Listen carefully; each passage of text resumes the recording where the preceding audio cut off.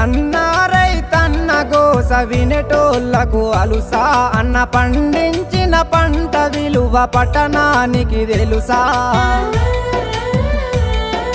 తన వ్యవసాయము మానుకుంటే లోకానికి నడుసాయి దేశానికి రైతన్నే వెన్నెముకని తెలుసా